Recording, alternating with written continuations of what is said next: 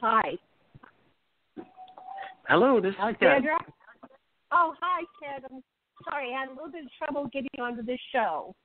1 second, I'm not even sure if I think it's broadcasting live. But 1 second, everybody, sorry. My internet went down at the last second. I'm going to call my co-host, and I'll be with you 1 second. We just focus on getting her number into, because I don't have it all memorized. Thank you it's so always much. something, right? Yeah, that's true. Okay, so everybody, bear with me. I'm calling my co-host. She's calling me. She's going, where are you? Here we go. That's fine. This will work. Hi, Ted. Hi, how you doing there? I'm doing fine, except my internet went down at the last second. Okay, let's try this again. I got it wrong.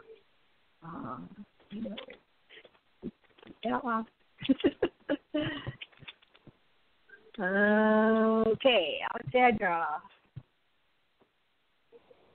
Here she comes already. Did it right the second time. Okay. So Thanks. I understand you're up in Shasta right now doing a big That's right. broadcast. Very exciting to hear about it. I just heard about it today. Okay. Oh, Alexandra, great. are you there? Hello? Can you call me on the landline? Janet, can you call the landline? Wait a minute. I don't have that number on this phone. Let me see. Why don't I have it on this phone? Can you text it to me real quick? Okay, let me try this phone. I have two phones. It's like complicated. Go ahead and talk while I find your number. All right. Okay. All right. Okay, then. Well, I'm here with the. Okay, good. Go ahead. Hi there, Ted. I'll call you the number. Yeah, hi. You guys Nice talk, to talk and to as you. soon as you hear the other number, you can hang up. Okay, 1 second here. I'm sorry for my internet went down right as I was dialing into the show, and it's like I had to reboot. That's all right. This is a reunion show. It's Connect, Create, Celebrate. And Ted and I and the Photo Foundation, we did a special blessing for Florida's water and around the globe. And with Irma. Okay, go pick up that phone and hang up the other one so you don't get feedback. There we go. Okay. So hang up with the other Irma, phone. Okay.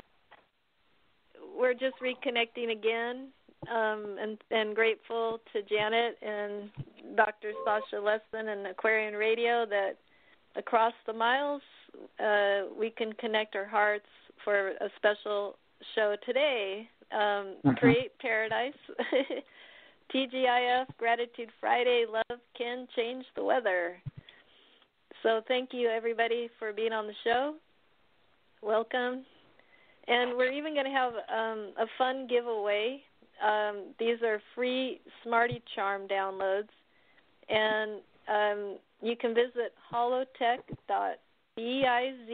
and Holotech is HOLOTECH, Holotech,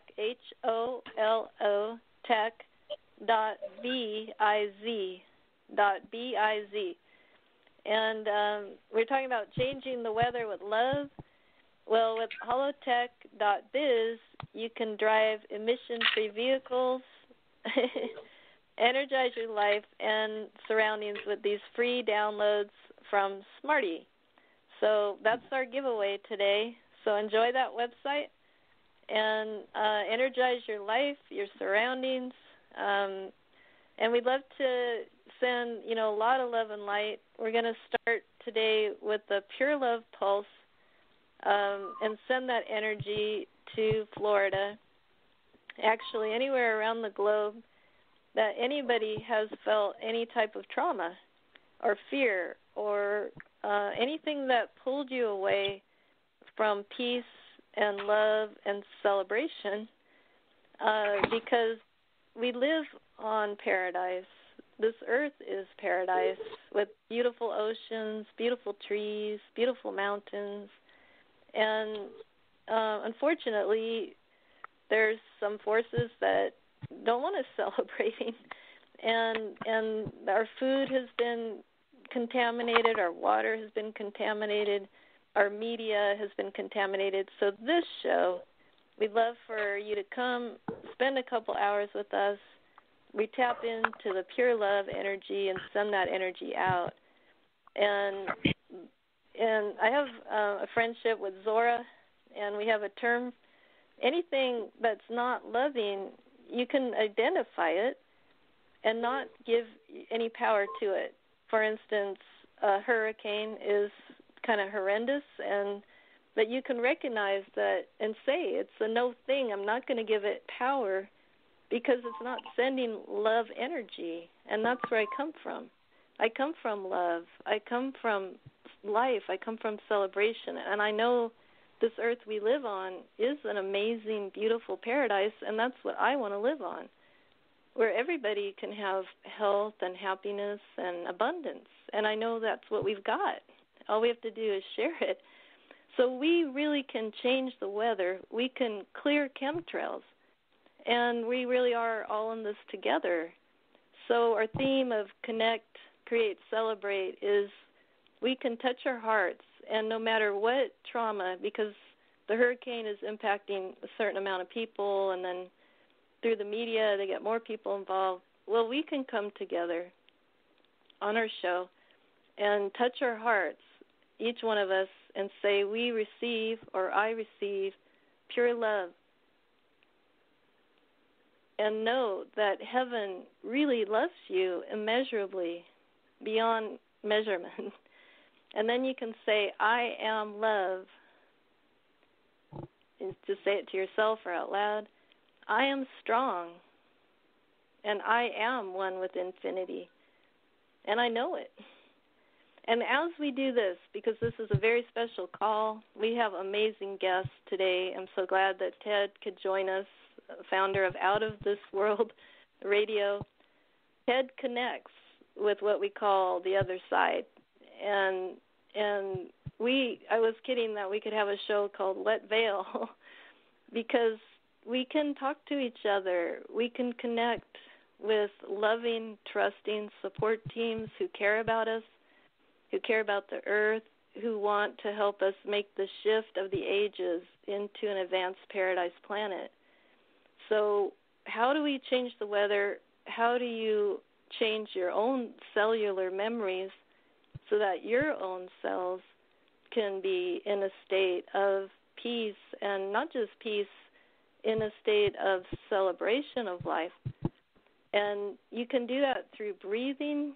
You can breathe. Just if something comes up that's not loving, breathe in, touch your heart, and say, I let this go. I'm not going to give it power because I don't want it in my life. I don't want drama. I don't want pain.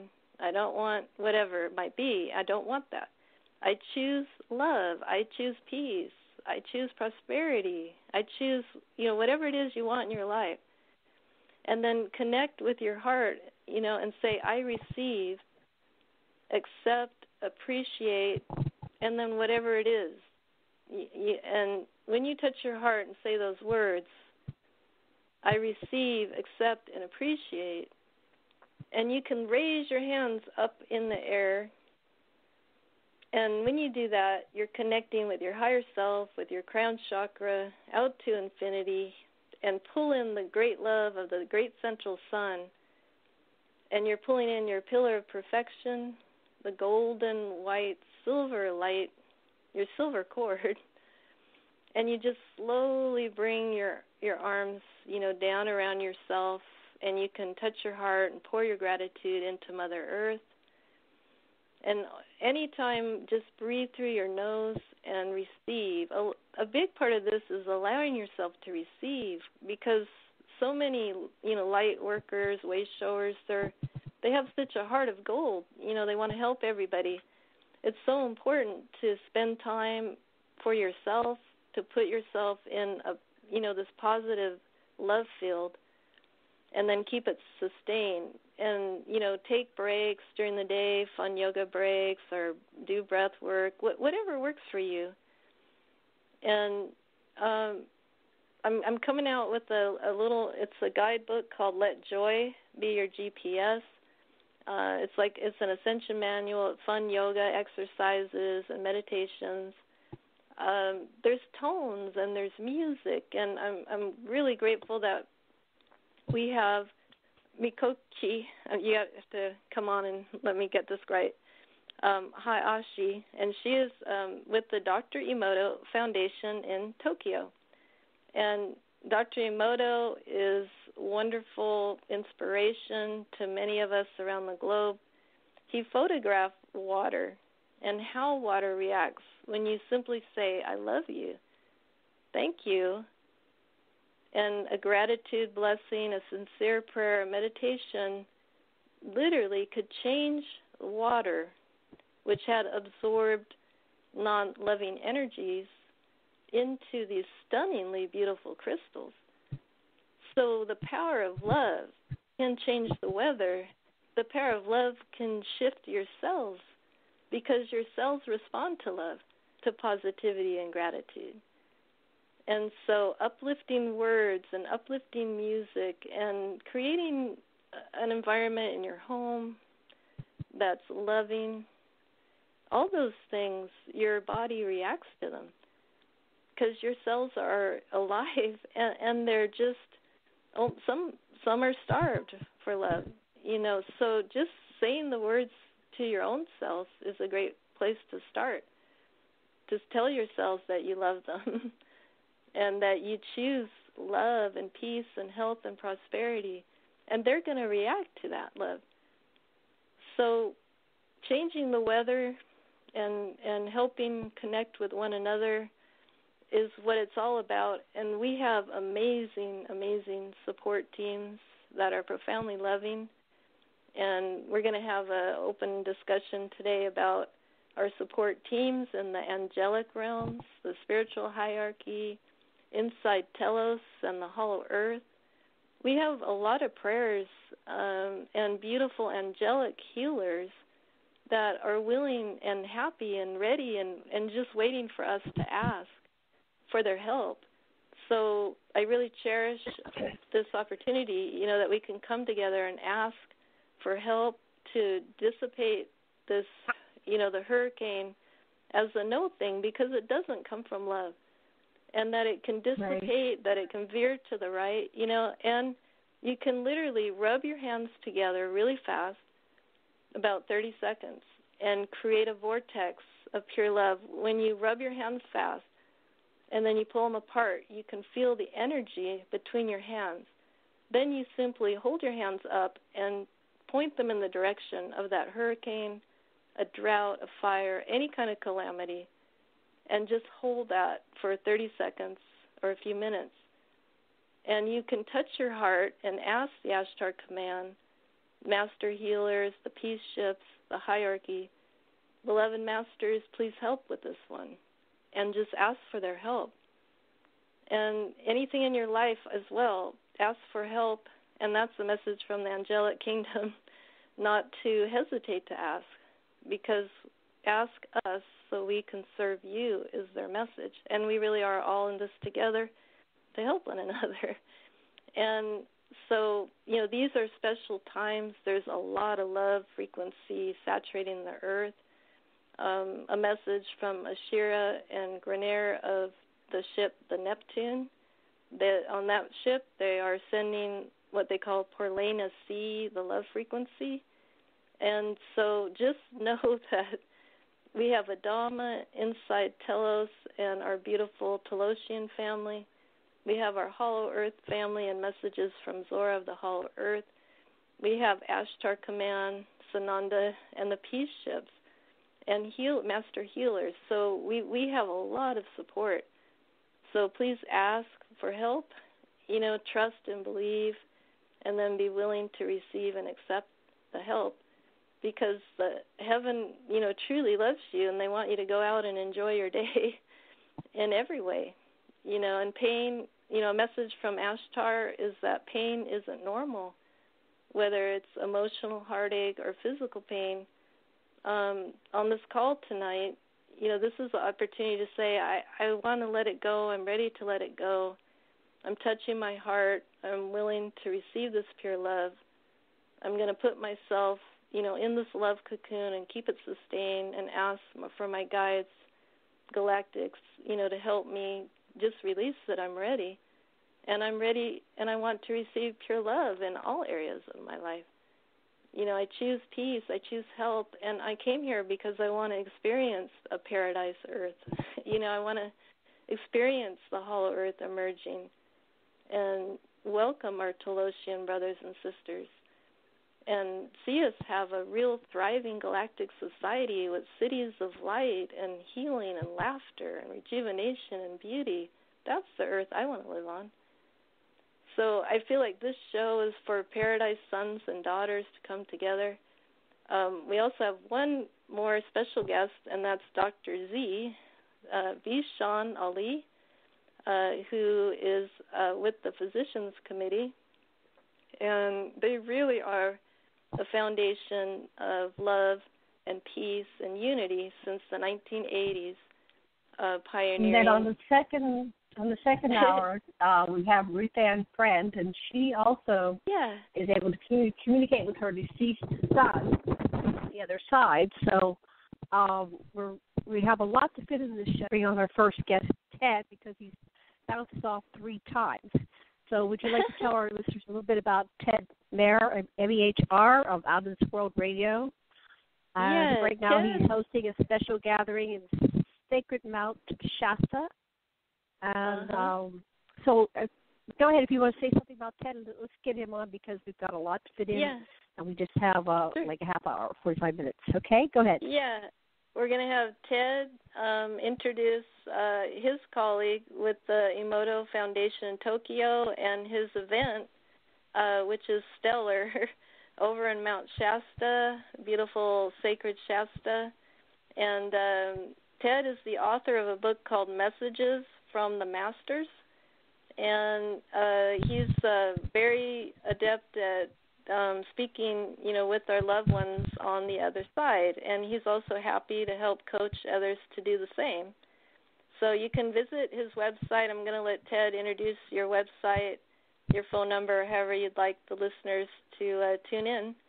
And if you'd kindly give us an update from Mount Shasta or anybody who might want to come through today, we sure love that. Welcome, Ted. Oops, wait. Sorry, got to put the mic on. Okay, my bad. Okay, all right. Aloha, welcome, Ted. Sorry. Oh, that's all right. It's so good to talk to you all. Thank you so much for inviting me on today. Well, we're so glad to have you here. So tell our listeners a little bit about yourself and your work. We'd love to hear more. Well, first off, I want to thank everyone who has accompanied me today to this mountain because they're all special people. We have about 5, 6, 7, 8, 9 psychics on board, and it's just so much fun to talking to them because we get messages from the other side all the time, and it's fun to compare notes because each of us has our own little take on things. I started my spiritual path back in November of 1994 when my foster mother did a reading for me. She told me everything that was on my mind and told me the questions I was going to ask and then answer them before I even had a chance to open up my mouth. So it was definitely a life-changing experience. And at the time, she was doing work on the side for the Seattle and Auburn, Washington police departments finding missing and lost children.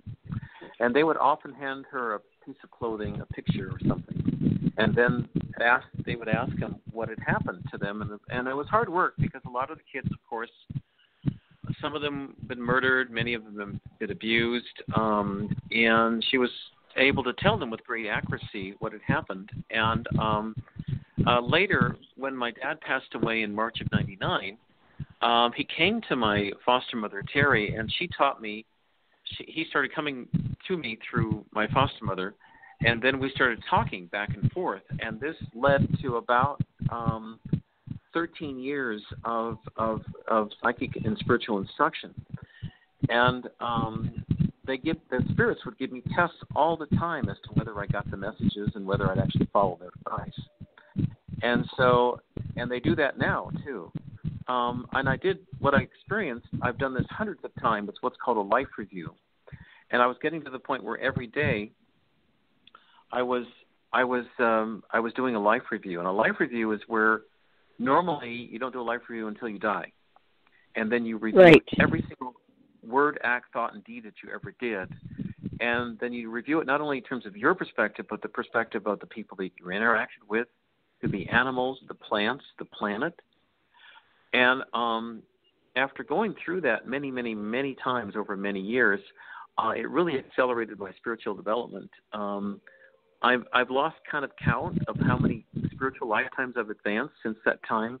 But my spirit friends tell me if each spiritual year is 80 years, earthly years on this third dimensional existence, I've advanced somewhere over 24,000 years, over 300 spiritual lifetimes during this time since 1994, which is like about 23 years so far. So it's taken a long time. How did you keep doing these life reviews? What was causing you to do that? Well, it was thanks to my dad, who's on the other side. He passed in March of 99, and my foster mother, Terry. They would go through all the things, and I would go through all the things I'd done each day, and they would tell me, and I would know how I affected different people. And I got to the point where I can read minds now, and I can look into the past and the future, but I'm very careful about people's privacy. I don't just barge into somebody's mind. Like, I just don't go barging into somebody's house. You got to respect the privacy. Mm-hmm. I only go into somebody's mind if I'm invited or asked to. That's one thing. But anyway, but this is all part of the process, and within 5 or 10 years, what's going to happen is that everybody's going to have this capability because the planet's rapidly accelerating.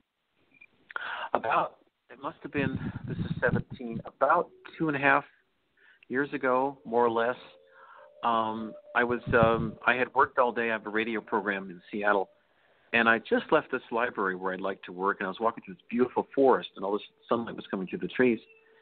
And I've been thinking about Professor Albert Einstein all day because I really admired him, and I thought he was a great man and good work. And suddenly I was walking through this forest, and Professor Einstein comes into my head, and he says, "I hear you're trying. Would you like to talk to me?" And I stopped. Oh, wonderful. And I said, "Is that you?" He said, "Yes, it is." I said, "I have to sit down on this one." And I said, "Sure, I'd love to talk to you." So for about 2.5 hours we talked. And he told me a lot of things, and finally about the future of the planet and how, for example, he would have never, ever created an atomic bomb if he had to do it over again, because he'd much rather been a cook or stayed a clerk at the patent office in Switzerland, in Zurich, than he would have created a bomb that could ultimately destroy the whole planet. Right. So after that, he said, "Would you like to meet my friends?" And I said, "Well, your friends are my friends." So he then introduced me to Leonardo da Vinci, and there's an interesting man. I really like Mr. Da Vinci. He actually did a lot of time travel back in his day. That's how he was able to draw all these submarines and futuristic flying machines and all kinds of things. So he time traveled into the future. And how did he do time travel? He did it on the astral. He learned to do it on the astral plane. He learned how to do it when he was sleeping at night. He remembered everything. He wasn't from these parts. He was from out of town somewhere too. Another spirit who'd come in, and actually he said he'd been in Atlantis too. So I can bring them in today if you want.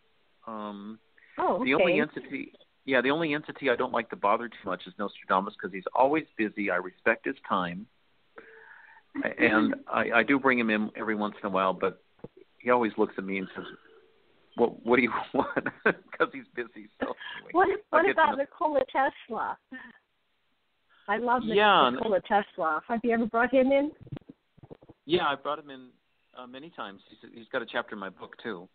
Okay. He said that he actually drew up the formulas for free energy, and then the U.S. government in January '43 took them, buried them, and used them in the secret space program at the request of the oil companies who wanted to keep us enslaved. I don't want to get too off tangent, but I want to hold that thought for a minute and just lead you some other things.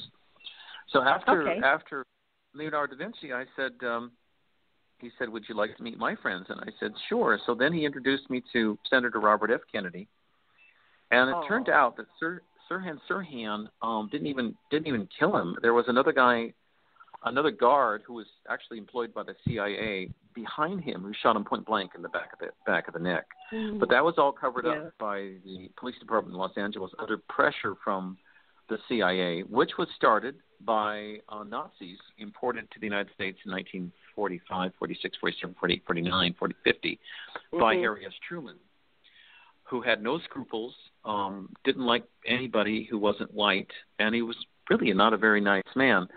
But at any rate, and then, of course, as soon as I talked to Senator Kennedy, I said, I'd love to talk to your brother, and he popped right in. So I've been talking to Jack Kennedy ever since that time. Yeah, I talked to him today, actually. And so they formed the basis of my book, and they wanted these messages to get out. So, and we can go into that in a minute. But then after talking extensively with Jack Kennedy, I really wanted to talk to Dwight D. Eisenhower because I liked him. He made some mistakes, but I did like him. I think he had benefit. He wanted to create a better planet. He was a good person. Mm-hmm. So I talked to him at length. And then that led in turn to Nostradamus and then Nikola Tesla. And then Mahatma Gandhi came to me, I think, about a year and a half ago, 2 years ago. He came in one day. And he was a fascinating guy. Any one of these would be worth at least an hour on the show. So wow. We'll do some more shows for sure. Now that we've found you, we will definitely do longer shows and flesh this out because I've always been in contact with the other side. In fact, I came in pretty conscious, aware of previous lifetimes, and I was always being contacted by extraterrestrials, interdimensionals. I had to tone it down just so I could live a normal childhood. A few years back, I started getting like when Michael Jackson died, he kind of invaded me for a few days, and I had to sit down and do therapy with him. Really? My husband, who's a psychotherapist. Yes, because he was so upset when he died. And then I've had another, but what's that? Was he poisoned? You know, we didn't talk on that level. He just came through in full catharsis, and I allowed him to speak through me and. Basically, using my body, I cried for about 4 or 5 hours. I kept having to drink and rehydrate while he was processing. Wow. He came in with Farrah Fawcett. Farrah Fawcett was holding him. And then after he processed, so my husband's a psychotherapist. So after he did all this catharsis, he said, she tapped on my shoulder. She wanted to come through. So she came out. She says, Dr. Lessin, first of all, Michael just thanked my husband and thanked me for allowing him to use my body and talk and do his processes. And then she said, Dr. Lessin, please learn how to do this. Do this type of therapy with the people on the other side that are in this bardo that are stuck. Because she said, I'm looking around and they're all over here and they need help like Michael does. Yeah. She said, but I'm not sticking around here. My family's waiting for me and I'm going. And I prepared for my death. But a lot of these people have not prepared for their death. They don't even know they're dead or now they're here and they don't know what to do with themselves.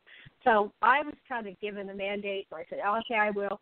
But, you know, my life got busy and I haven't had time. So I think it would be great to learn how to do this, to have people that would be volunteers to help these people.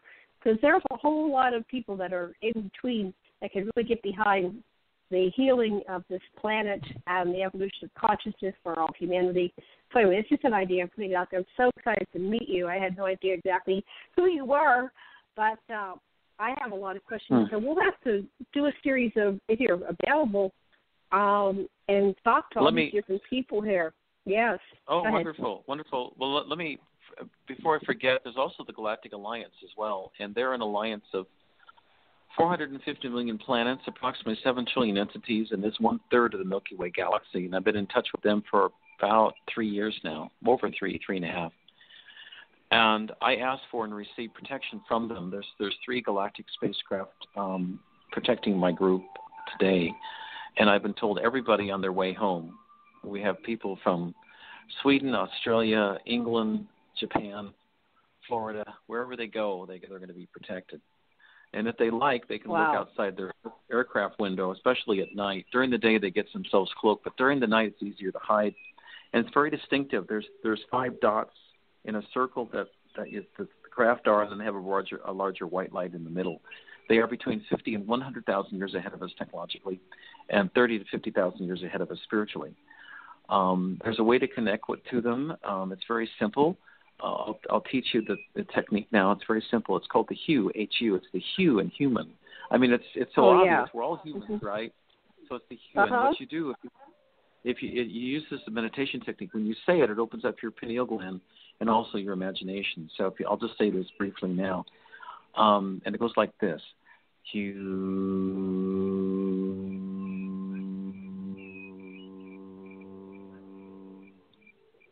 And if you say that a couple times a day, and if you're around people who might think you're kind of weird or out of this world, then you just say it to yourself. And the Galactics will come in and help you with almost any situation. I've got quite a bit on my website. My website is www.outofthisworld1150.com, and you can just look at that if you've got any, more. But yeah, and then there's other entities I've talked to in the past. Benjamin Franklin's one. Mother Mary's come through before. And then, of course, I do readings for people, and then all kinds of stuff can come up. It's easier for me, actually, to go into the fourth, fifth, and higher dimensions than it is to be here in the third. But I know I've got a contract to fulfill, so I'm here for now. Right. But anyway. So, but one of the people who I really had liked and admired, I never met him. He was on my show once in July 2014 with Dr. Masaru Emoto. And I just happened to have his former assistant. She's a couple of feet from me here. And she now does the Emoto Peace Project. If you like, I think if it's okay, I think she'd like to say a few words as well, if that's okay. Oh, that'd be great. Are you complete? I just want to know that you'll come back another show or come back later. We are kind of booked really full today. We're just making connections and saying hi, aloha. Sure. We will definitely slow this down. I love to go into all these, especially the Galactic Federation, but I'm 63, so I was alive in functioning brain cells and aware when both the Kennedys were killed, and that deeply affected myself, my childhood, my world. Oh, yeah. So I'd like to know more about all that. And, well, let me tell you just all this. Yeah, let me tell you real briefly. On the JFK assassination, they were murdered by a combination effort by the CIA, the Federal Reserve banks, who else? The mafia. I mean, there are a bunch of bad guys out there who had their reasons for killing Jack Kennedy. Did you know the day he was murdered, he'd sent a French journalist to talk with Fidel Castro, and he was actually talking to Fidel Castro, and they were planning on normalizing relations at that time. So all this 60 or 70 years of just a bunch of nonsense of this fighting between the U.S. and Cuba wouldn't have even happened. It would have, wouldn't, He also had ordered the CIA to disclose all the UFO records, make them public 10 days before he was murdered. He also signed an executive order. Earlier that year, he bypassed the Federal Reserve banks, which are not federal and they're not reserve. And he ordered the U.S. Treasury, which under Article 7 of the U.S. Constitution has the sole legal authority to issue currency, to start issuing currency for the United States. So the banks had reasons to get rid of him. But look at the kind of government we've had in the United States. It's been a disaster since then. We had Johnson, who was, Johnson. I don't even want to say about him. Nixon, I don't. Yeah, you know how Nixon was like. I'm not a crook. Right. Gerald Ford was controlled. There's a section in my book about Jimmy Carter. Do you know about Jimmy Carter? I don't know what you know, but what about from your perspective? What are we to know about Jimmy Carter? Well, look at his pictures. Before, I think it's April of 1979, President Carter always parted his hair on the right. And after April of 79, he always parted his hair on the left. It happened in 1 week. If you talk to any medical doctor, they will tell you that it's impossible to change your parting of your hair in 1 week. And the reason why it's changed is because the real one was killed and replaced with a clone. Now, people may think I'm really out of this world to say this, but the other... I know all about the cloning stuff. Yeah. Okay. Because I interview all these people. Yeah. If it's out of this world, I've interviewed them, or I'm seeking to interview them, because I'm really unraveling the mystery of what's going on here. So, so they killed Carter. Why? Because he had ordered UFO disclosure once again, and they got rid of him. Okay. Yeah, this is a long story what happened to him. So. Well, we will go into all this. Yeah. We'll visit. Let me just say one last thing. We'll bring on. We'll bring you on. Just one more thing. This is Alexandra. Just one more thing to who are we talking? Ted. What was I going to say? Oh, and I want to go into, this is my wish list for a future show. Now, let's just we'll put this teaser out there. What was Eisenhower doing making these agreements, and what was going on there? The month I was born, February '54, there were all kinds of agreements with the extraterrestrials, apparently the Greys, and then the Tall Whites or the Anunnaki. I mean, we've got a lot of pieces of puzzle we can unravel together. But go ahead. What were you going to say? Well, I want to back up a little bit to Jack Kennedy. He wanted me to tell you one thing. Okay. The cabal was active back in the 60s, and the negative forces within the U.S. State Department had fabricated the story about Oswald being the sole killer of Jack Kennedy. And he says, if you want proof of that, contact the library or look it up on the web for the Christchurch, New Zealand newspaper of November 22nd, 1963. The reason why I'm saying that is because Christchurch is about, 18 or 20 hours ahead of the United States. And what the cabal had done is that they'd ordered the State Department around the world to issue this fake story about Oswald being the sole killer and blah, blah, blah, all these details, which is totally fabricated, on November 22nd. The problem is that in New Zealand, the embassy, the U.S. Embassy in New Zealand had forgotten that there was a day difference between New Zealand and the United States. So they, in effect, released it on November 21st in the United States, which is November 22nd in New Zealand. So, and that's what they do. They're so cocky and arrogant. They just, the challenge is, can we figure this out? And we're so stupid, we don't put the pieces together. The good thing is, their power. There's another example. Right. I'll give you another example quickly, and then I want to get Mitch going. 2 years ago in Brussels, where they had, was it Brussels or Paris, where they had all those shootings? I think it was Brussels and everything. Yeah. Okay. Well, guess what? That story about the shootings and everything was released 2 days earlier in Mexico City and a day earlier in Britain, London, in newspapers, controlled by the cabal. Before it happens. Wow. 48 hours before it happens, released in Mexico. Then it happens. Okay. Anyway, you're talking. They're about, just so arrogant. Oh my God! They don't. Yeah, well, they know made a mistake. Together. They were following orders by the cabal. Now, with respect to President Eisenhower, he was mind controlled. He had been offered 6 months earlier technology and spiritual advancement from the Pleiadians to spiritually advance the United States and create a really peaceful world and get rid of all wars. But they said they had to get rid of his nuclear weapons, and he refused. And so then the Greys, the reptilians, show up and said, you can keep your weapons if you want. We want to just study you. Study means abducting people. Right. And so Eisenhower didn't like them, but he was mind controlled. And the reptilian ambassador threatened him by saying, well, if you don't agree to this agreement, we're going to go to the Soviets and give them this technology, and they'll become the preeminent power in the world. So they because the Nazis had already received it 40, 50 years or 100 years before. The Nazis had all that technology going into World War II. So, right. They were helped. They brought by the U.S. Right. So there's a lot of stories to tell you about that, including implants. But So. Well, what do you know about the Anunnaki? Because the Anunnaki is my forte. Reptilians. I want to pull them. I don't think so. They're reptilians. Yeah, but we'll talk about that. That's another we're all story. reptilians. We all have reptilian DNA, so but they don't look reptilian. But, that's That's okay. going. Right. You're trying.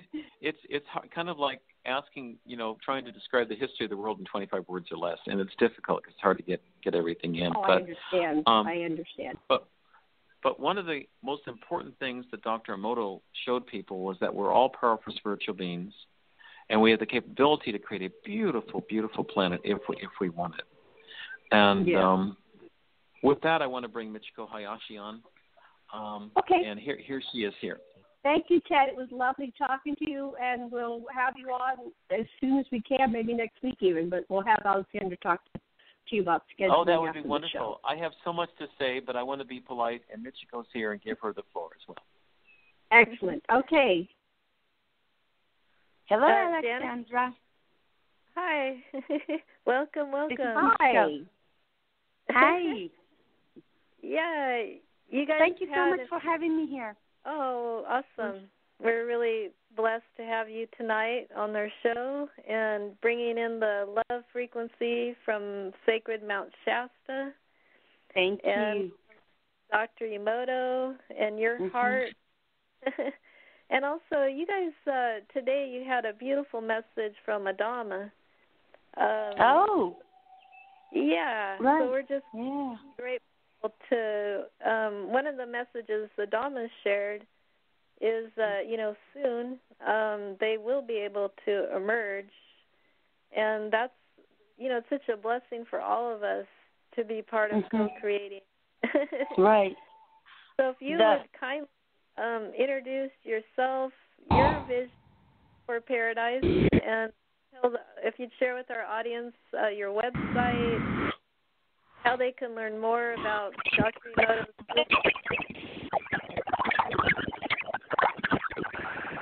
about gratitude, the impact of gratitude, the impact of love, the impact of positive words, positive, loving meditations. They're very powerful. And if you would kindly share how people can learn more about Dr. Emoto's vision, his books, and so on, that would be Alexandra, awesome. Alexandra, we lost them. Let me try to call them back. Okay. Okay, hold on one second while I call them. Sure. Do you see 954 area code in the caller line? Yeah, I do. You want to talk to that person? Yes, I'll put them on. All right. Area code 954, you're live. Hi, welcome. Hello. Is this Del? Hello. Hi, welcome to the show, Del. We're on Aquarian Radio. Del is presently in Miami, Florida, and the purpose of our show today is to send extra TLC to help dissolve the hurricane over there. And Del is a songwriter who would love to share a song about unity, peace, and love, and it's a great way to welcome our segment on Dr. Emoto. So we appreciate your song. Bill's also a videographer, and he filmed an event in Florida with the Dr. Emoto Foundation and Ted's Out of This World Radio.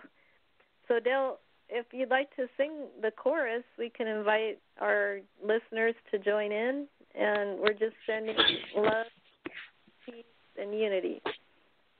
Well, it is a pleasure for me, to listen to the radio. And I want to say, hi, to everyone that's listening. And, of course, I'm going to, do the chorus, and they all can join me.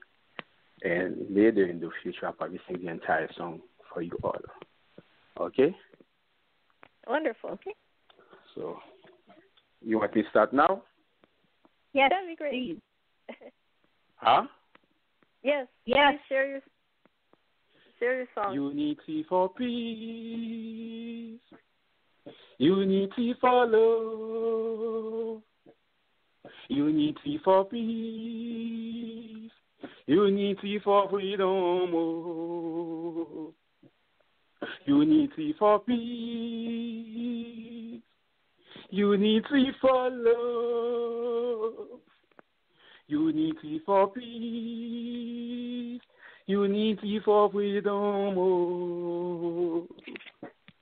Unity for peace. Unity for love. Unity for peace. Unity for freedom. Oh. That's it. If anyone would like to say it, we could just say it together. Janet, so do we have... well, I was just wondering, you're over there in Miami. How are you doing? How's it going? I'm maintaining because we have like hurricane that coming. Hopefully, it's probably like it's probably 95%. It probably like hit the shore in Miami, and from Miami almost to Fort Lauderdale, different places. They still look into to see where the eyes of the hurricane is going. So if we miss it, we'd be lucky, but we're quite sure there's gonna be some damage that's gonna happen in Miami. Hopefully it could exit to lead somewhere else. Wow. Well, we're sending all our love and prayers and meditations and envisioning this hurricane to just dissipate and go nowhere. Over here in Hawaii, we get a lot of hurricanes that are forming, but they come and they hit the Big Island and they just go poof. So we have that phenomenon that happens here. We see them go poof. So let's just imagine a big giant mountain, a spiritual psychic mountain. That's just going to make this wind go poof. And it really does, very quickly. It's just like it's coming, and all this drama, and all of a sudden, poof, it doesn't do anything. It loses. Wow. It's a huge one, Category 4 or 5. Coming. Nope, it doesn't do anything. So let's just envision that, and we're magical, mystical beings. We can do it. We are doing it. We're not can. Can is the future facing and what. Contrafactual and wanting. So we do it. We do it. Simply like that. Poof. So. Okay. Alrighty. We've got back Michiko. She's back. Are you ready for Alexandra? You ready to talk to Michiko? Yes. Thank you for. Okay. Thank you so much, Del, for the beautiful song. Thank you. I appreciate it. Much love to all of you. I want you back on. Much love to you. Blessings. Okay. Lessin. Back with Michiko. We lost you. Welcome back. Hi, this is Ted. Here's Michiko now. Sorry we lost you. Okay, thank you. That's okay. We're making it happen. I'm back. Yes. Well, go ahead and tell us about yourself and your work, and we're all ears. We want to hear everything about you. Well, thank you. I worked for Dr. Mota as a personal assistant for 10 years and a half until the day he passed away in 2014. But in 2011, when we had that Fukushima disaster and nuclear accident, Dr. Moto decided to register a nonprofit organization called Peace in Japan, so that we can help those people in Fukushima also with water. And since then, I have been working on this Emoto Peace Project and spreading the message of water, how water is deeply connected to our individual consciousness, also collective consciousness. And whatever happens, or for example, the disasters are happening right now in many places are related to our consciousness or our thoughts or our water observes our emotions. And then that the negative because everything is water. So I think talking reminds me showing different that before. Hello? Okay, good. Hi. So what I was wondering, I have a question, if we all focused on the waters around Fukushima and the waters that are going through all the mechanisms, can we somehow neutralize all the negative effects and reverse all the damage? Mm-hmm. Definitely. Now, love and gratitude to water, then immediately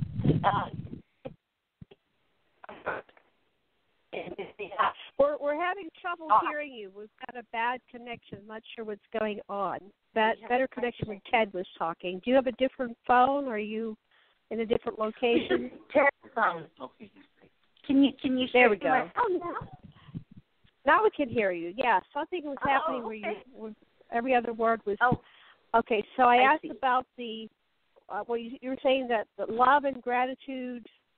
How could we, as a powerful people on this planet, turn Fukushima around and negate its negative effects, clean up the waters, because we've got all these fish and the krill and everything dying apparently from Fukushima. So it's really critical for us to do this, not just a luxury. Like, So what would you recommend?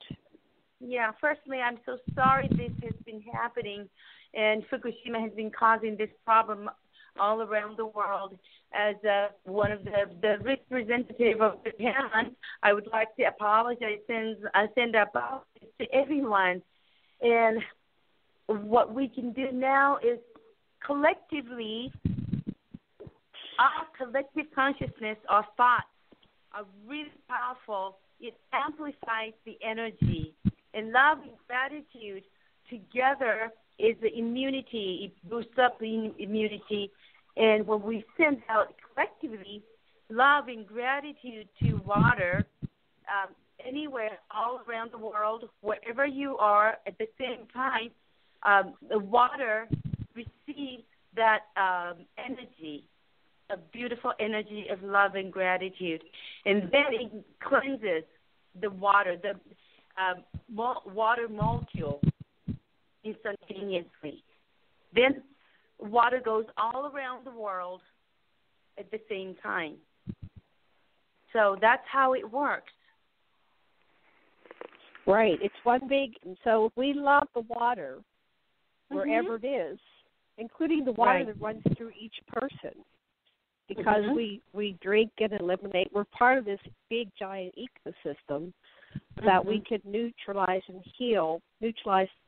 For me, when you were saying that, I was getting that part of the reason, thank you for apologizing for Fukushima, but I think it's a global phenomenon that these things happen because there's anger in the world and there's fear.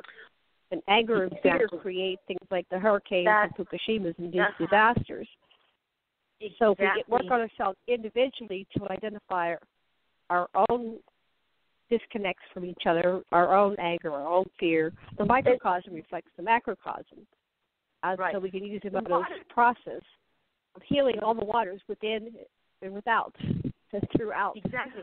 I mean, we all use water bottles, and when we see water crystals, they're showing what kind of anger is, what kind of crystals that angers and fears and negative emotions are creating, and what beautiful crystals that are positive emotions are creating. And we know that we are more than 70% water ourselves, and the environment is, and the Mother Earth is, then the most important thing is to know that our emotions are the ones that is creating everything.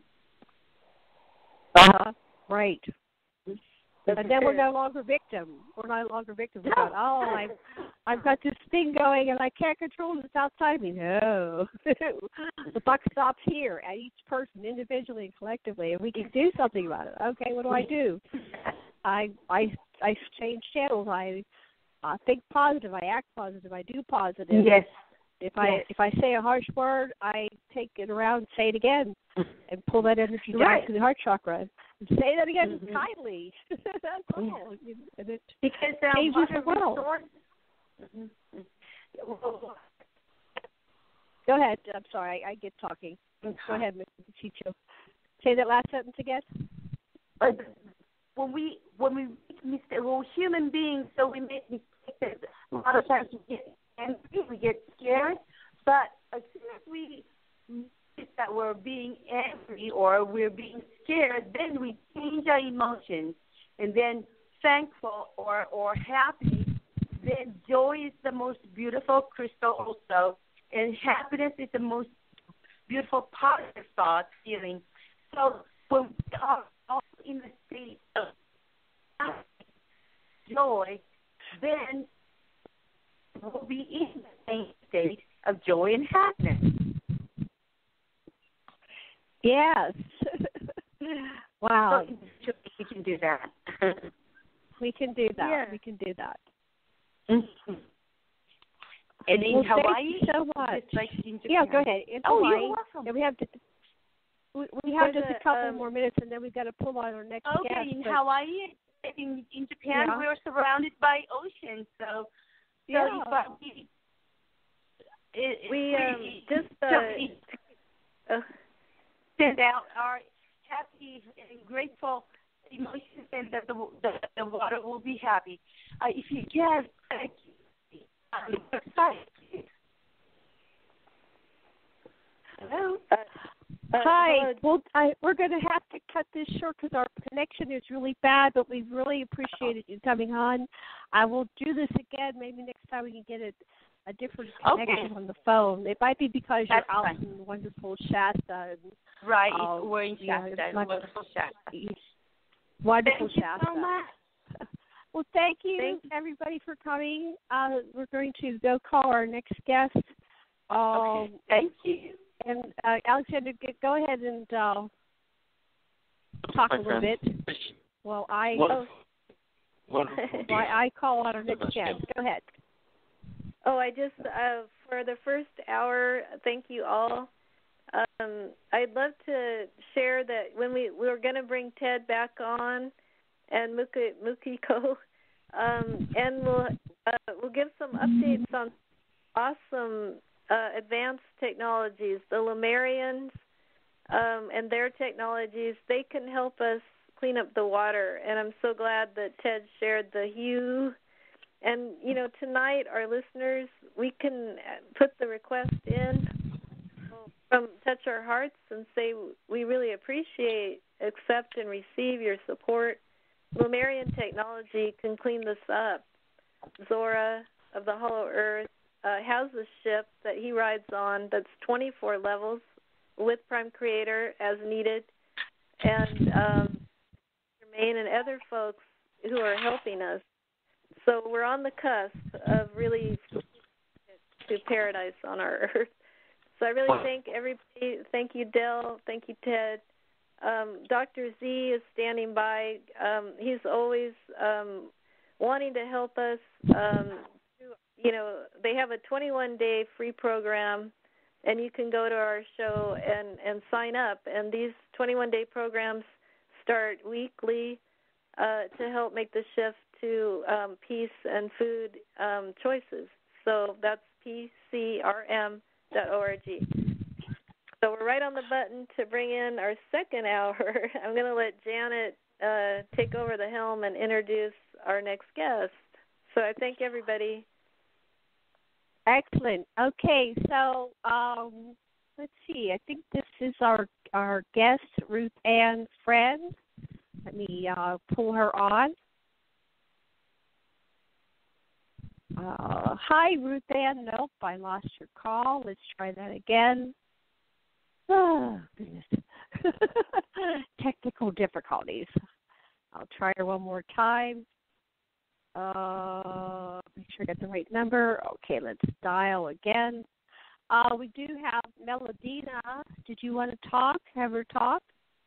Oh, I'd be happy to introduce Melodina, who... Okay. Let me try this call one more time, and if I don't get a hold of, okay, let's see. She can okay, introduce I have a that. backup number. I'll try her backup number. Okay. Okay. The power of love really can change the weather, and wherever you live, you can step out and clear chemtrails. You can, if we bring Melodina on, she can share that she learned the technique. Okay. Well, I've got to honor my agreement with my guest. I just think I was putting in the wrong number. I think I have it right now. Okay. Oh, you got it. Okay, hold on. Let's see if she picks up. Hello. Hi, Ruth Ann. Hi. Welcome yes. to the show.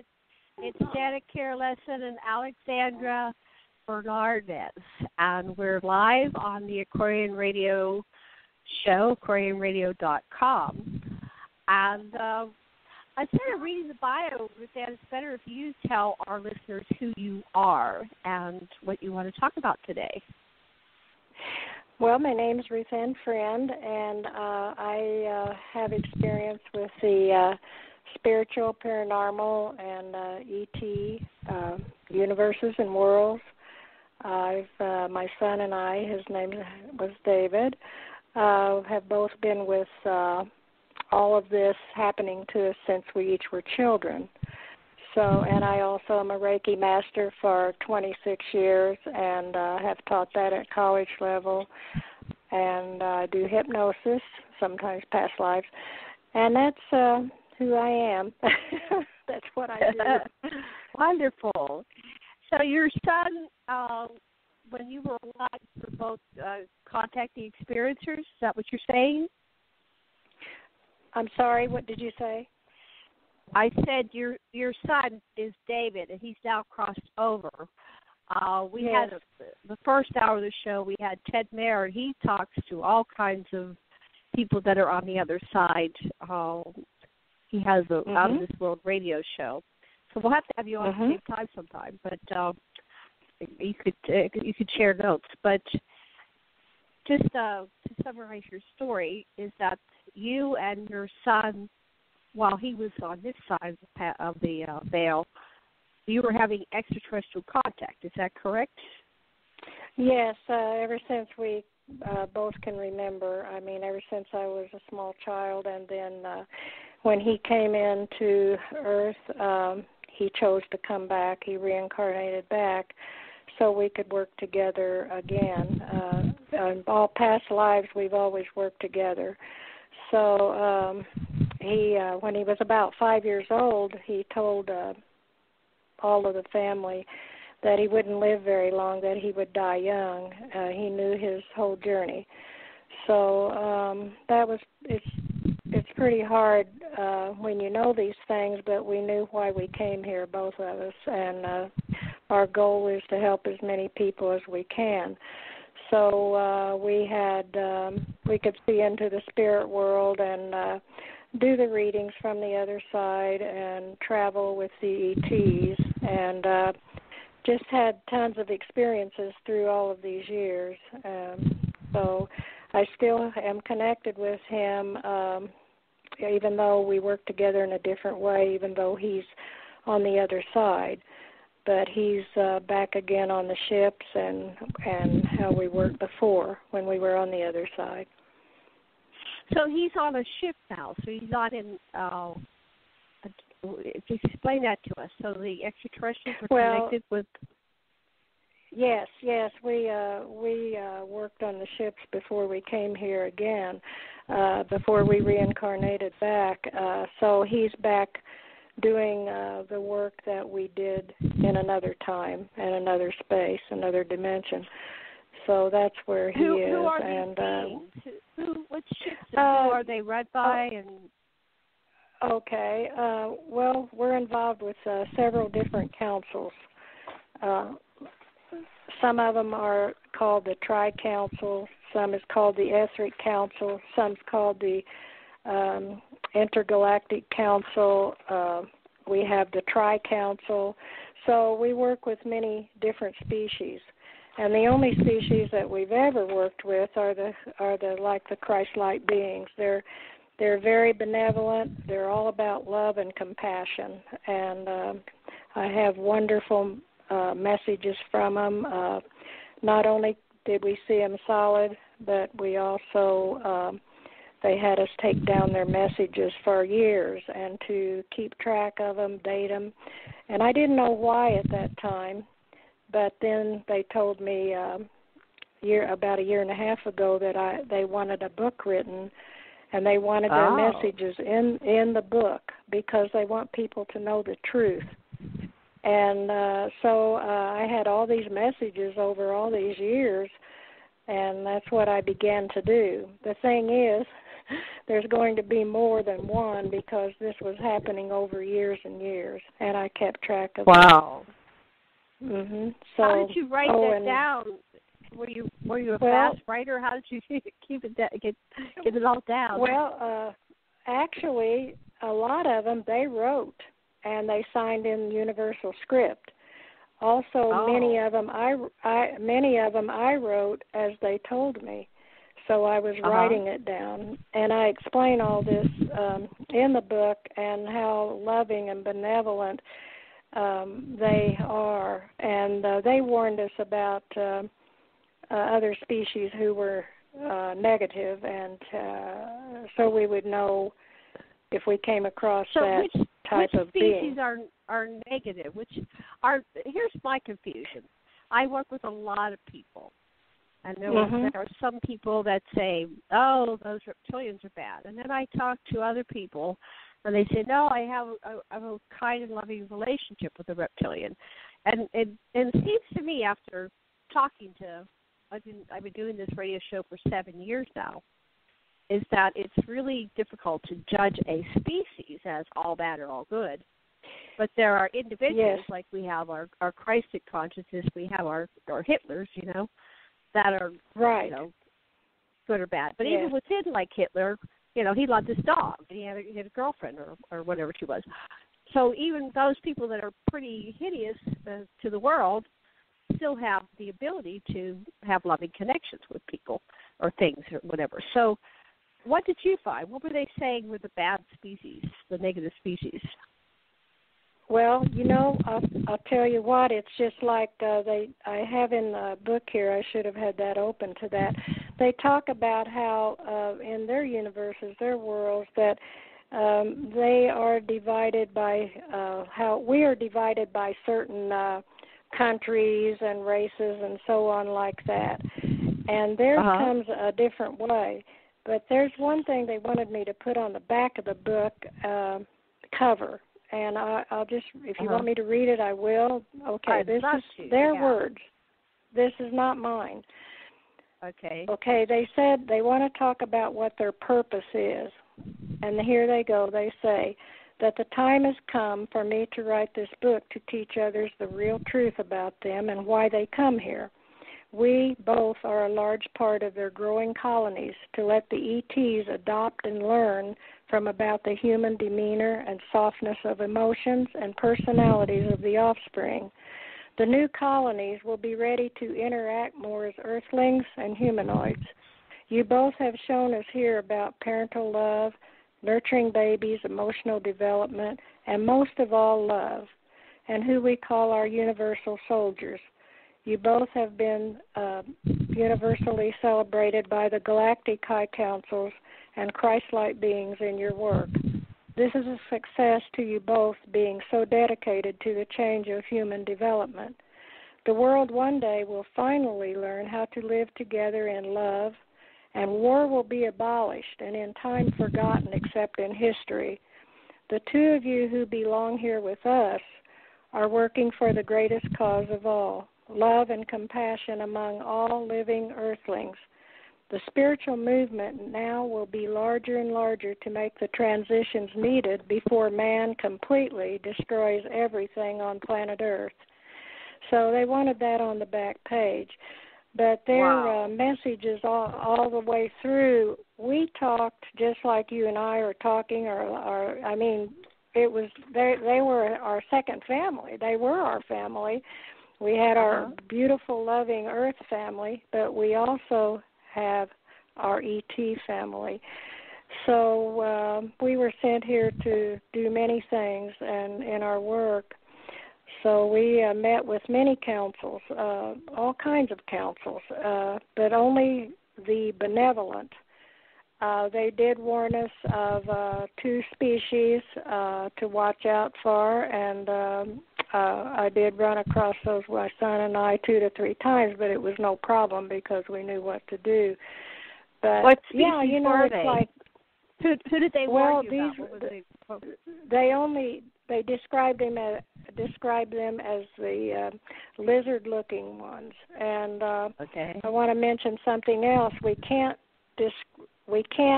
blame all of them that may look that way because some are benevolent and some are not. You know, they're malevolent. So it's like people, and I talk about this in the book, what they wanted me to say. Our human race, a lot of people are nice and a lot are not going to be nice. So in where they travel and would take us, they generally were always teaching us from little on. They were teaching us universal language. They were showing us past, present, and future times. They were showing us the wormholes, how the travel works. It just went on and on and on. Wow. And many times they would set us down in the ship. They would break us down into energy to go with them. And we went so much that they had to take us in from time to time to re-energize us. They said the breakdown as we went all the time was extremely hard on the human body. So they would set us down in front of a big screen, and all these things would run by like a blur, but they said not to worry because all of it was being put into our brainstem, and when we needed it, it would be there to use. So we did this a lot also. I've been in front of the big screen. I have been in front of the big screen, and they showed me 24 potential future history multiverses where, you know, we could go. And one was the annihilation. The other was, to the other extreme was, you know, utopian. And then they said, you know, each person is a chooser. I was a chooser. Where do you want to go? So I've seen the big screen. Now, so you're talking in past tense. Are they disconnected with you now since David's gone? Do you still interact with the extraterrestrials? Yeah, I'm still very much will be and always will be because it's like I said, we're connected as a second family. No, I still go with them, and they're still working with me, and it sounds strange, but I've never named one of my books. They give me 3 names, 3 titles, just like on this last one, and they just simply said, choose one. So that's what I did. I chose this certain title. But we just talk.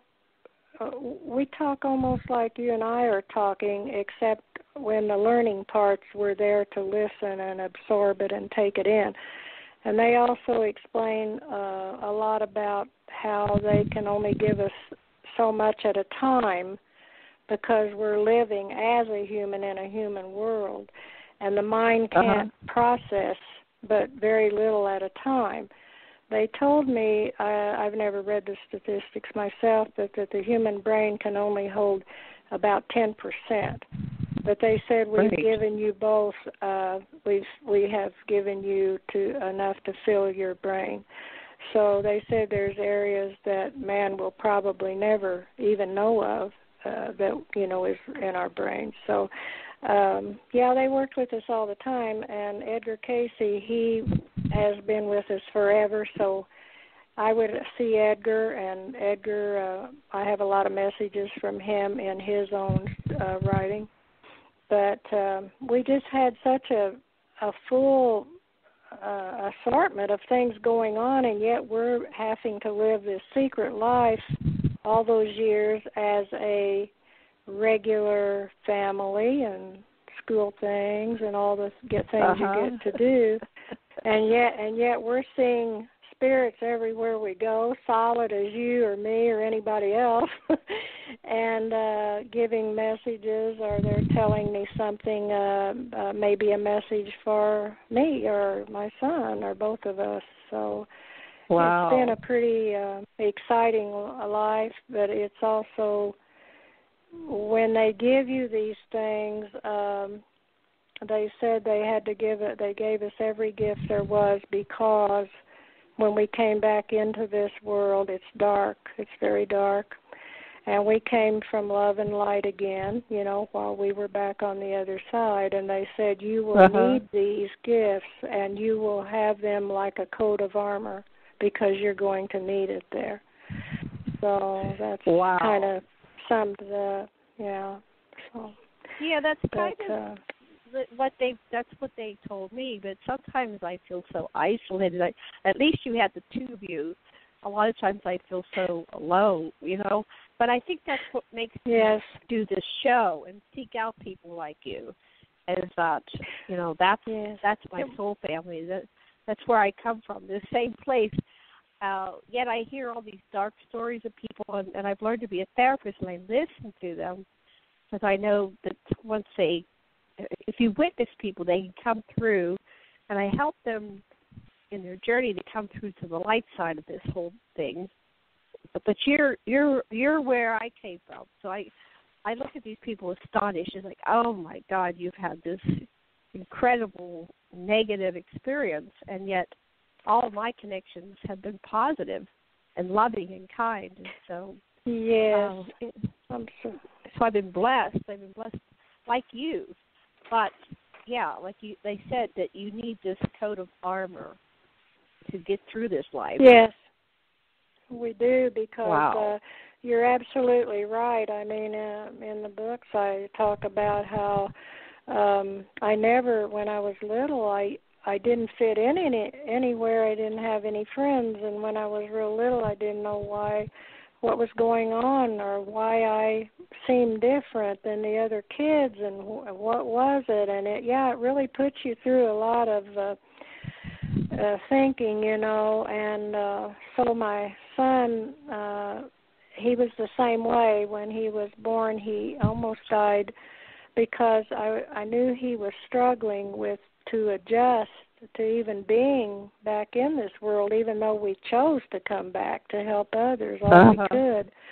But it's wonderful to talk to you and people like that, because you do feel all alone. You just do. Yeah. Yeah. So what is your life like now that your son's on the other side? Do you have family and friends that you live with, or they live near you, or do you have a support system? Yes, I'm very blessed. My family nearly all live in the same area I do. There's a few that live a little north of me, but it's not so far we can't see one another. So I'm very blessed, and no, I don't talk much about any of these things we're even talking about. Okay. I haven't yet. That's the loneliness for me. It's like, I'm surrounded by people. We could talk about safe things like the weather, but I can't be real with them. And on the internet, with all these people that come to our shows and our guests, that's where I can be real. But in my own world, if I tell people what I do, they look at me like I've got, horns sticking out of my head, and I go, okay, I can't be authentic with a lot of people. Oh, I know. But here, free, yeah. Yeah, it can be very, very lonely, because I'm sure we're an awfully alike. I can't even talk alike because of what you're saying. It's so wonderful when I go to the conferences and everything, and all the open minds, and I feel free, and my spirit feels free. But I don't want to, I don't try to get anyone to believe what's happened to me. I mean, that's just me. I don't know how else to live except the way I came in. You know, that's what I do, and I love to work with people in the Reiki. My son did too, and I love to see anything, or if I can say something or give a message to make someone relieved or feel much better. That's the whole joy of everything. It's just the joy of it. Yeah, that's great. So what did they say, or what are you going to call your next book, and when might we have that out? Well, the new one came out the first of the year, and the name I chose, Aliens Within Our Own Selves. And it's all based on a true story, every bit of it is. And it's about, we're hybrids, of course, and it talks about that. But it's just full of their words, not my words, and everything that they want told to start out with. I have had so many great experiences, I don't know where to start, because when my son was terminal, he had DOAs, he had near-death experiences, and he lived 19 years, which the doctors could not believe, but we knew why he did, because the ETs would take us, and they would work with him. What did he have? And I know he had a cancer, but it spread everywhere, and the chemo created so many problems that eventually his body just wore down, and the organs, it was so hard on him, but he never complained one time. He looked like a ray of sunshine. Everybody just couldn't get over how that big old smile would light up a room. But never did he complain, because he chose what he chose, and he wanted to give his life to help others learn love and compassion, faith, and things like that. So I was very, very proud of him. So he lived 19 years with all that. Yeah, he did. They were now the doctors. I think the most shocked, he was going blind towards the end, but during those years when he was losing his sight, the one eye was pretty well already blind, and I remember the ETs came and took him, and we were told they were going to help him. They would always tell us ahead when they were coming, or if it would be that evening, that day. They came day and night. There wasn't just night stuff. And anyway, they would work on his eye, and I have messages in there that they said exactly what they did to his eye.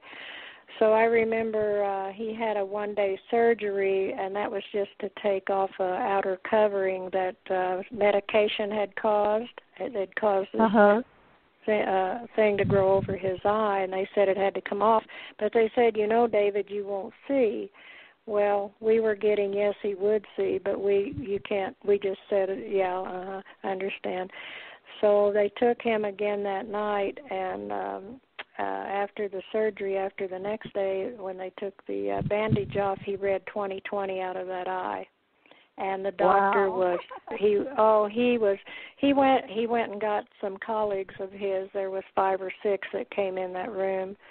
And one was crying when he came out and said he can see, he can see.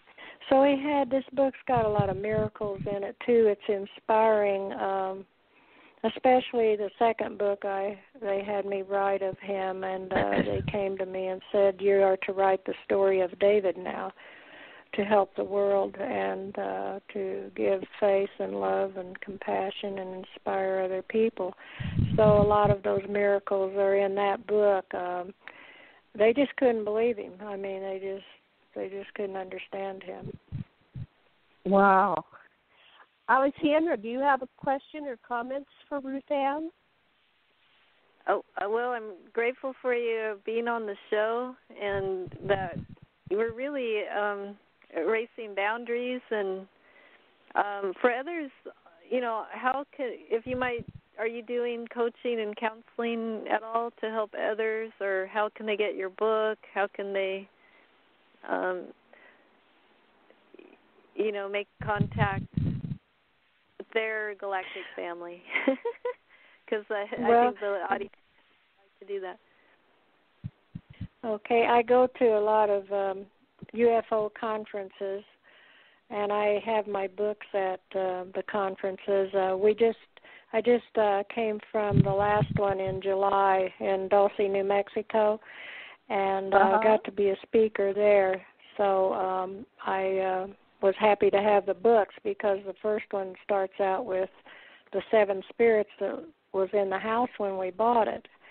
And they became like family, and I write about them, who they were, and what all they would do, and I got a lot of pictures. You put some on, I noticed, on tonight's page on my some of them somewhere. I appreciated that.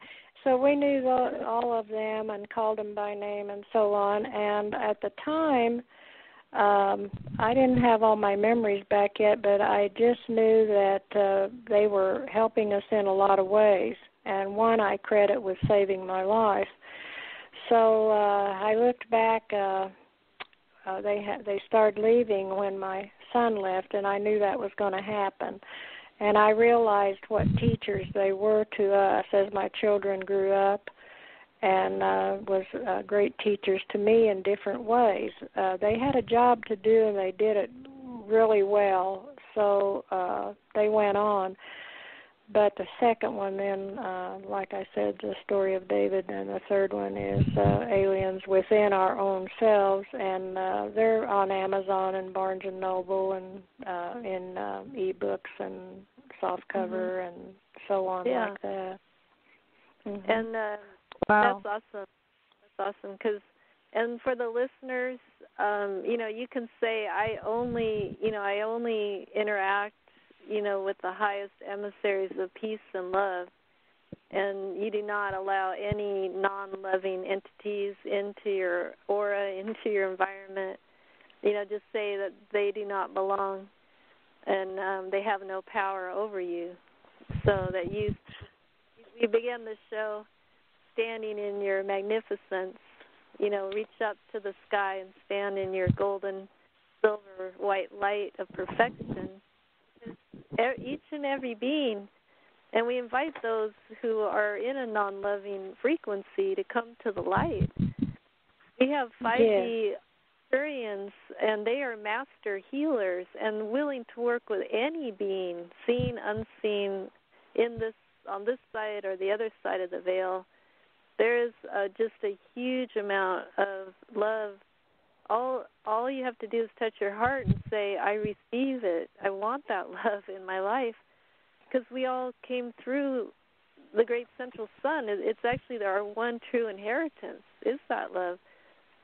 And the shift of coming into unity. Alexandra, I think sometimes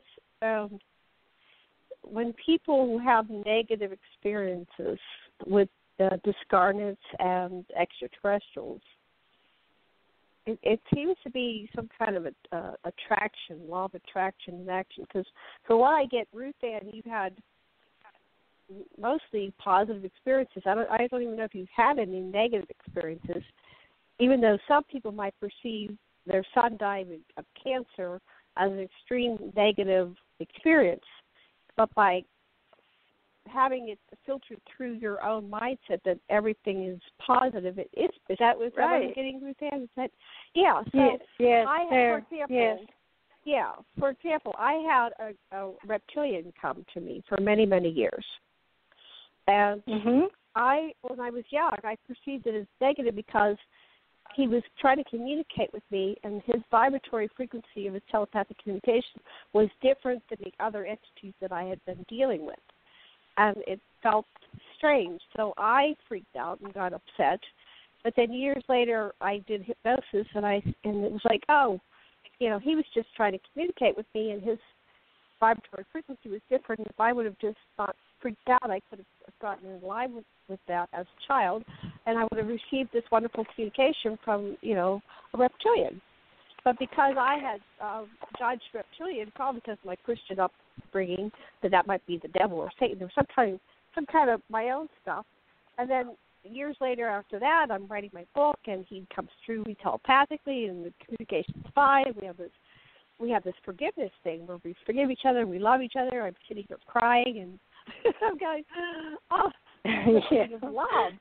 And it was all my own, my own crap. So when I do the life review, you see, we're not fixed in time. You could go back any time and fix the past by doing it again over, even your own life. So I go back and I reprogram myself and I redo that scenario, because we all time travel all the time. And then I've actually changed the past. And so anything that I perceive, I take personal responsibility for everything. And I go, I'm going to go rewrite that scene. I love it from that. Is the highest. That is so. Yeah. There's no limitation. I love that sharing, Janet, because this is inspiring. That you don't have to accept what is. You are a co-creator, and you can edit your own film and create infinity, peace, and love. That is so true. I love it. Everything I love can it. be. It's fluid. It's fluid. The whole past, future is fluid. So that's what this show's been about. I haven't paid attention to news, but I think we're changing this hurricane. Just like we do over here in Maui, we change the hurricanes and we poof them with a big giant mountain, and they can't do the harm. But I really, we have Ruth Ann here, because you're such a gem, Ruth Ann, and I hope my vision is to create a conference where you and I get to sit down and share a cup of tea together, and look at each other from across the table and be in each other's energy. I'm sure we've met on board ship and other, lifetimes and things like that, because I have such an affinity for you and your work, and I just admire you and your son so much. And I actually read books so I can just bask and all that stuff. I will do that. I rarely have time to read anymore, but sometimes with those long plane flights, I can sit down and read a book. But what are some of the main episodes that you could recall that will, because your story is so inspirational, what can we tell people in the time we have remaining about some of the interactions you've had? So you said there were two species they said to watch out for. One was a reptilian type being. Do you recall the second species? Yes. I have, they described them in the way they would look, and they were more of a, they didn't use the word snake, but on the order of that type name, but it wasn't that name. But they also made it clear that doesn't mean all of them. There's good reptilians, just like you said, but we would know. They knew we would know the minute anything like that came to us or tried to come through, and we had a lot of things come through. But I was going to tell you something here on these different councils. This one, for instance, from the Tri-Council, here's how their messages would be. To Earth Mother and male offspring, the subject, eternal love. Then they would say, a soul is giving many opportunities to develop and expand by living through adversity. Growth is never easy and can be accomplished only by experiencing every aspect of a situation and fully comprehending it. This is the end of the transmission for now, but love, light, happiness, and joy. Go forth and live each moment in Christ's light. His light glows from thy face.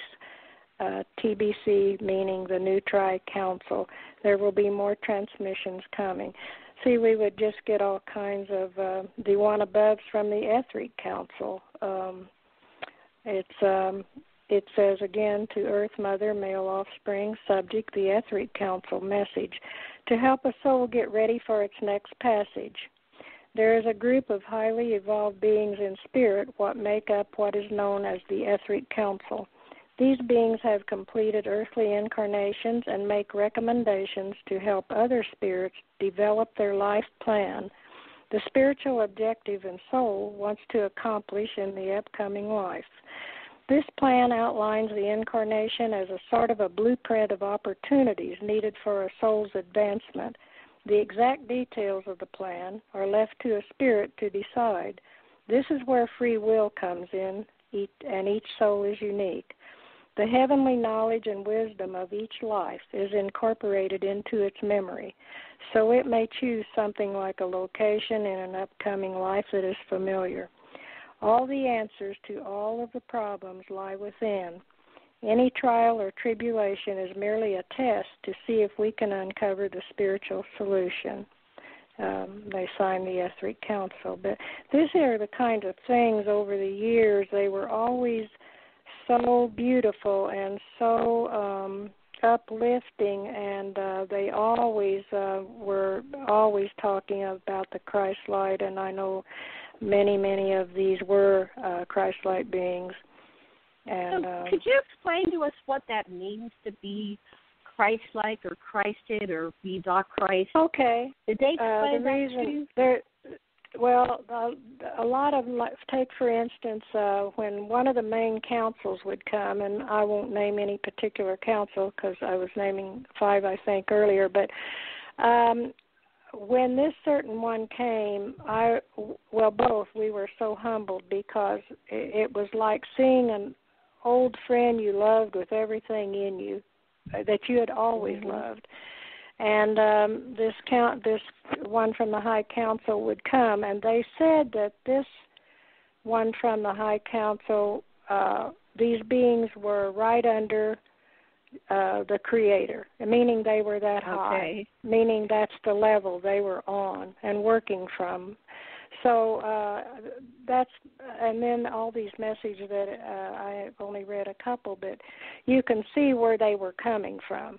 You know, it was all love and light and compassion and to fill your heart and soul. I laughed one time, I said, I don't have any bad stories to tell. I don't have any to even write about because from the time I was little, pure love.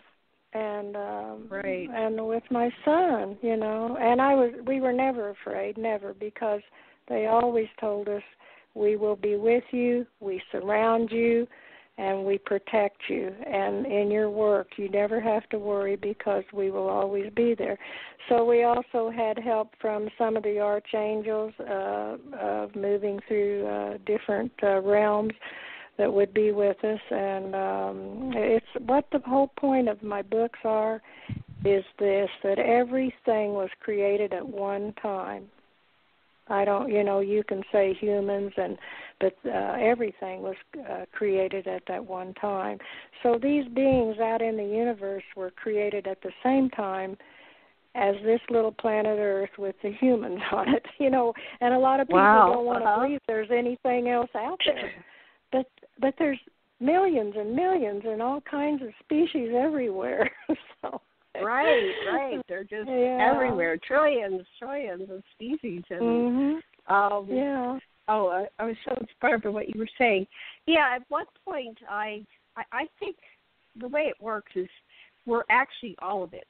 So at one point, I connected with, and I gave it a name because I, as a human being, need to give it a name, but I connected with this aspect, and it's actually an aspect of self. So when you're encountering that highest being that's right up beside source oneness, universal consciousness, that's actually your highest self, right?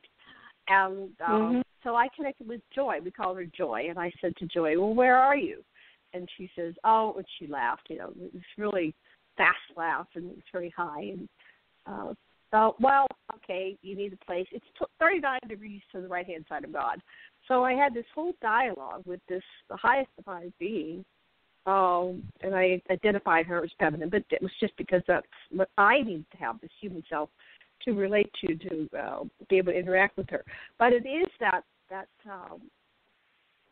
Omni Vashivaya, that everything is one, and this point of ecstatic unity consciousness that we have the ability to connect with. But it's so high, it's like you have to come back down here. I mean, to come back to this vibratory frequency and human. You know, it was like, okay, it's good. I didn't want to burn out, right? I thought I could burn out because high frequency connecting with this being. So I understand their need to protect us because we've agreed to come down into this lower vibratory frequency and learn how to bring heaven to earth. Like yourself, you're one of the few people. Like, you're just so amazing. But you came in like this. It's you're full of the Christic consciousness and full of love, and everything is through the positive. And I know a lot of people they don't like that because that's their dissonant self. So they can't. They have trouble when I'm all love and light and joy. They have trouble with that. They go, you know. So yes, I've learned to be able to walk in the world. I don't judge anybody. It's like, okay, so I'll come down here and we'll talk for a while. But I always bring them up higher. That's my goal. So maybe I'm bad there. I'm manipulating them to their higher self. But if they don't want to go there, they won't.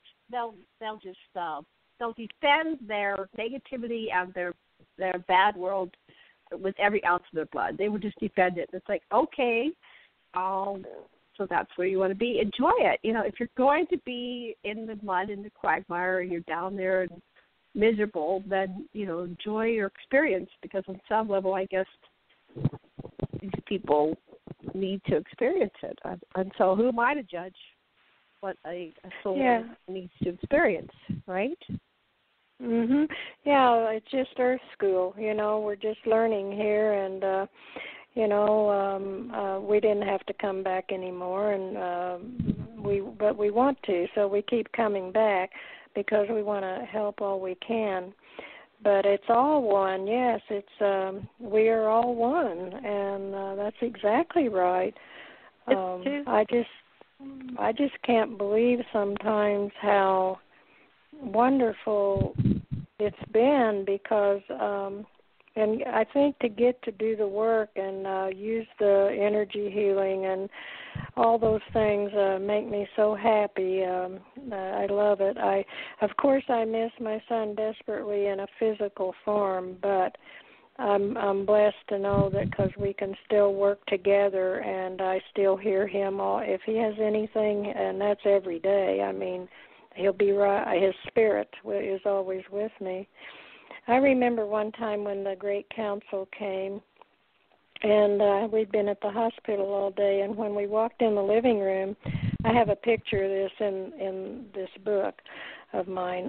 There were 5 cushions that had been taken off of my sofa, and 4 faced the west, and 2 faced the east. Well, they said we were from all the directions, all 4, but the east was the strongest one. So I noticed the 2 were facing east, our direction. And they had left, I have the paper here in the picture on the floor where they had left their message. And they were letting us know that they would be coming that night, and we were to be named with universal names. The mother is to name the son, and the son is to name the mother. And after that, all of the universes everywhere would know us by our given names. But we weren't to tell each other until after this universal celebration. We couldn't tell each other what we chose, until after that. So they said, we may let you remember it, and they may not. I think they have to decide if that's too much or what. I don't know what the reasons are, really.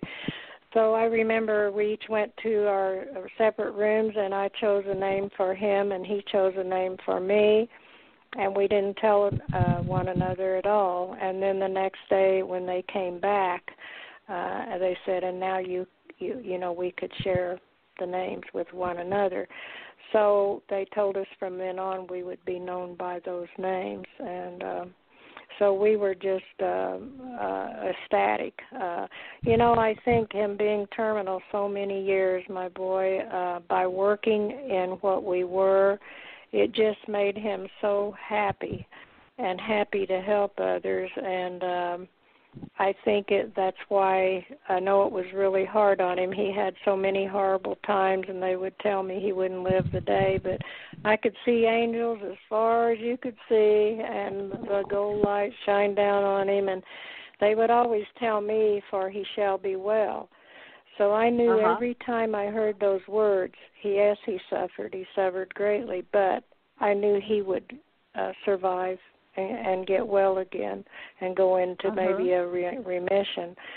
Every single time, but the last time I knew I would never hear those words. I knew I wouldn't. I knew it was time. So, that was agonizing. Well, from a little boy he knew, but he chose, and I chose, you chose, and of course a lot of people will never know they did, and it doesn't matter, But, it was hard to know that one day, but, we knew it was for a great cause, a great reason, and, but anyway, we still can work together. And when I do Reiki, his energy is there so strong, and when I get up every morning, he's saying something, and I'm saying something back with telepathically. And sometimes I hear him out loud. Did you have other children? Was he your only child? No, I have 3 beautiful daughters. I'm so proud of. Oh, it's wow. Yeah, it's just that he and I worked in this work, and I see a couple of my daughters coming in I'm seeing them starting a little bit, and I am real happy. I don't know what all their journey is, but yes, and I saw many lifetimes with my children today back in those lifetimes also. And my mother and father, who never, ever spoke one time of a UFO or an ET, and then when we started going, there they are on the ships, and they always came to the house after they passed. I mean, we had interaction all the time. We always have with spirits, and I was so surprised. I just was like, wow. And they never mentioned it in their lifetime. But see, maybe their memories had been erased, that it wasn't meant to be this time. They have different ways they work with our memories. So. But, when I was working with Michael Jackson died. He came to me, and we worked with him for like 4 to 6 weeks. And at the very end, he said, well, I'm going to go back to the ship. And I went, I still questioned that. I go, what? You go back to the ship? But here you're talking about, they're going back to the ship. Can you tell us more about that? What's going on with the ship? What ship? And my best friend when I was in State College, which was about 30 years ago, we would do past life regression, and she remembered being Marilyn Monroe. In fact, when I met her, our first conversation, she said, do you believe in reincarnation? And that was not the usual conversation you have at Penn State University with someone you're just meeting, but she felt safe to say it. And then I said, yes, I do. And as soon as she said that, I knew that she was Marilyn Monroe because she had all of her mannerisms. And then I just said to her, I smiled and I go, okay, how did you die? What really happened? And we were just in the conversation, and she's telling me what happened. I'm not going to share that here. It was pretty. But so we would do some more regression around her life as Marilyn, and she got more and more details. And then she said, you're the UFO people, but you know what happened after I died? I said, what? She says, well, I went on board a ship, and I had a conversation. Norma Jean and Marilyn split into 2 people, and we had a conversation. And then I stayed on the ship. I go, you went on a ship? So these people going on the ship. So I'm going, well, what's going on? Yeah, right, yes. Ruth, Ruth Ann? Oh, yes. When this is all so awesome because it's like we're right on the very close to really thriving as a galactic society. And when you were speaking about the councils, I'd love it if I can introduce you to Dr. Z, if 301 is in the queue, because and Janet, and when Janet and I were talking, it was like, it's a sisters from the stars, we and our brothers and sisters who are paradise sons and daughters, we just have it we know that this earth can be a paradise, and 90% of it actually already is. So how can we connect create and celebrate, and in memory of your son, and he's still alive and well, in the angelic realms and in your life and our life, he's here with us on the show. We really can create a world that's, preventing cancer, preventing heart disease, all these things. And Dr. Z, he can help bring that to the table. I call it the party of life. He's not in the queue, Alexandra. He's not in the queue. He didn't call in. Oh, we don't have 301 on the line? Okay. Well, no, we don't. Okay.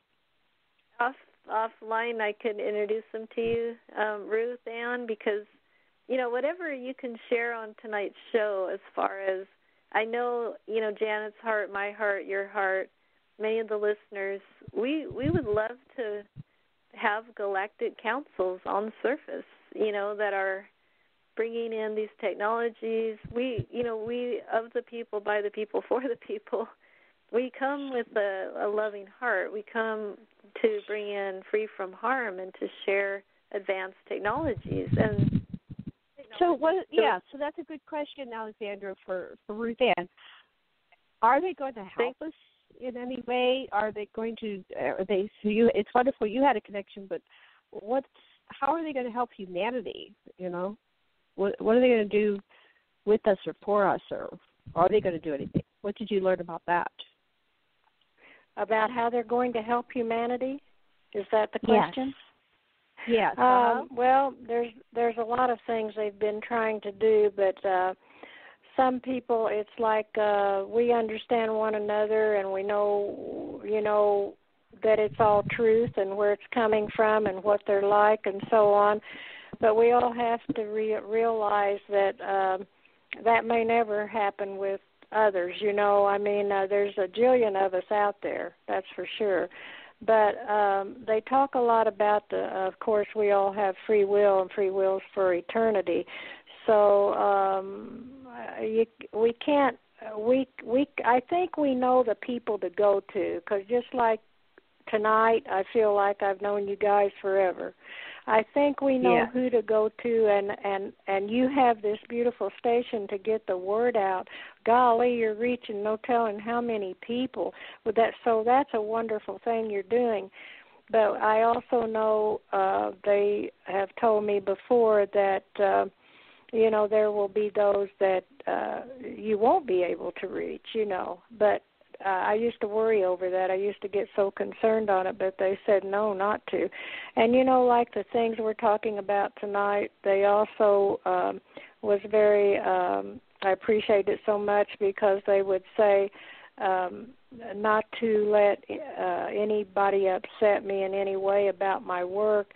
Or if they don't like your books, that's nothing, because that's nothing. It's because they shouldn't even be reading them because they do not understand them, And so I guess sometimes my human thoughts, like we talked earlier about when people don't know how you really are, and you wonder, well, how will they be when they know, and things like that. Uh-huh. So they're always trying to help me out and make me realize that more and more. So I don't think there's a way, this is just my opinion, to ever get everybody on any one wavelength. I think everybody's different. Everybody has their own thoughts, and I think that it's going to just take time. And maybe it's just like one day they decide, hey, maybe there is a lot to this. We just don't know. I don't know. Right. Yeah, Wow. But it seems to me like people are becoming way more open than just a few years ago.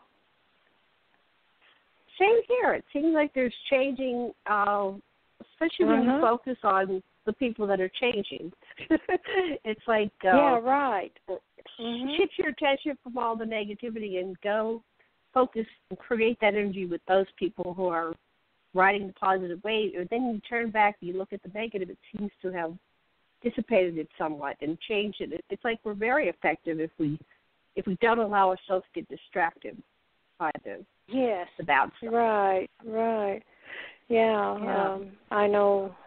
Yeah, Edgar, he's all, like I said, we've been together way before Atlantis, but he's always was coming and saying to slow down, slow down. We were so excited in the work. He said, I don't want you to burn out like I did before time, you know. So I get going on things, and David does, and maybe we're trying to do several things at once that our human side really, it's hard on us, you know. And I'm talking about maybe we start doing a lot of people with Reiki, and then we're also over here doing something else, and then something else. I bet you did the same thing. You're always trying to help people in some way.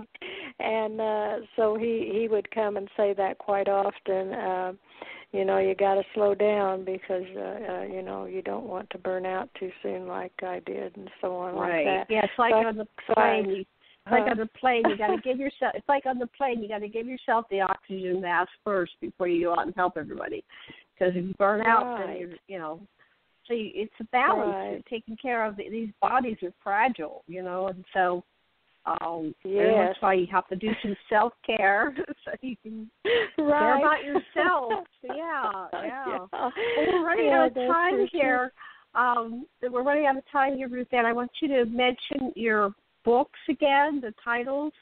They're on Amazon, on Barnes and Noble. What are the books you have? You have 2 books or 3 books? 3. There's 3 now. The first one's Under the Rainbow Crossing, and that's about the house we moved in many years ago that the 7 spirits became like a second family and were very helpful, protective, and so on, and that they had an agenda to be here for a certain length of time. And then the second one was after my son passed, and they came and said, and now you are to write the story of David. And it's very inspirational and deals a lot about loss of loved ones and so on, and miracles, lots of miracles. And the third new one is Aliens Within Our Own Selves, and it's written for our ET families and what they wanted to say and what they're about and what their purpose is, and why they can only help Earth with some things, but they can't with everything, because they said man has to learn. Man never learns, and they don't plan on, they don't want anything to happen to Earth. They said, look at it this way, Earth, out in the universe, if something would happen to Earth, it would be like a bowling ball hitting the pin. We're out of time. Your website, real quick. What is your website? Okay. Thanks, everybody. Thank you. Aloha. Thank you. Aloha. Thank you so much. Okay. Take care. Okay. You too, Janet. Good night. Okay. Bye-bye. Good night. Bye. Good night.